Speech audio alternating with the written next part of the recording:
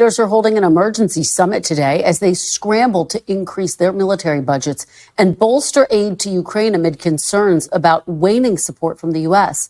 President Zelensky received a warm welcome by EU leaders at that summit in stark contrast to the tense meeting in the Oval Office last week. While European leaders huddle, President Trump warned that the U.S. might not defend NATO countries who do not meet the defense spending threshold.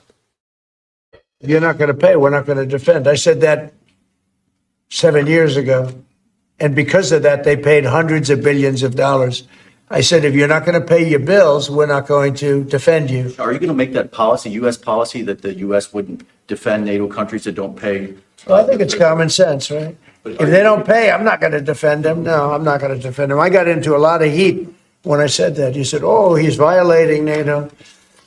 And, you know, the biggest problem I have with NATO, I really, I know the guys very well. They're friends of mine. But if the United States was in trouble, and we called them, we said, we got a problem, France, we got a problem, a couple of others I won't mention. Do you think they're going to come and protect us? They're supposed to.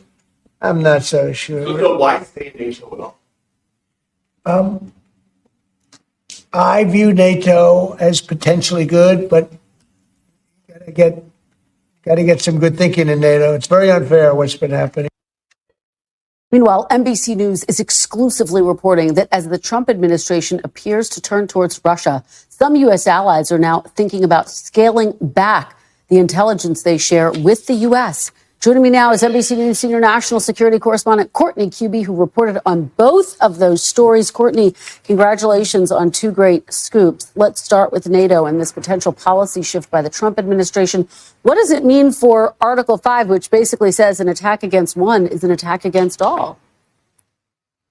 Well, what we were reporting is basically what President Trump just confirmed in the Oval Office, and that is that the Trump administration has been considering sort of calibrating their support for NATO and NATO allies based off of the members who pay the most. So if you have a member who pays above the threshold, the percent of their GDP on defense that the Trump administration thinks is appropriate, then they would consider defending them in the case of an Article 5 violation, or of course the part of the Washington Treaty that says if one NATO member is attacked, all consider themselves to have been attacked. But it's not just Article 5 that's under consideration here, Kristen. This potential decrease in support to NATO by the United States could also see the Trump administration basically calibrating which exercises, military exercises, they would participate in based off whether the countries are meeting this threshold, this monetary threshold. And it could also make determine where U.S. military troops will be stationed and where they could be withdrawn from. So right now, NATO says that all members are supposed to pay 2% of their GDP towards defense. The Trump administration has been calling now for several weeks for that to be increased to 5%. Kristen, I have to say the U.S. doesn't pay 5%. We're right around 3.9% as of 2024.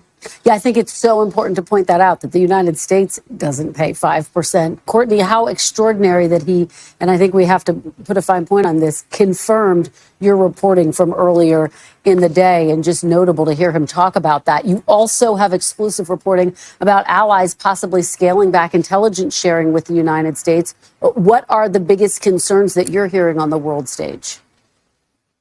Yeah, and Kristen, again, these are some of the historically closest United States allies who have established this group called the Five Eyes. It's 5 nations that share this very highly classified technical intelligence information with one another at higher levels than they share intelligence with other nations. Now, some of these allies are now concerned that the United States seems to be trying to normalize relations with Russia. President Trump has spoken pretty openly about that effort.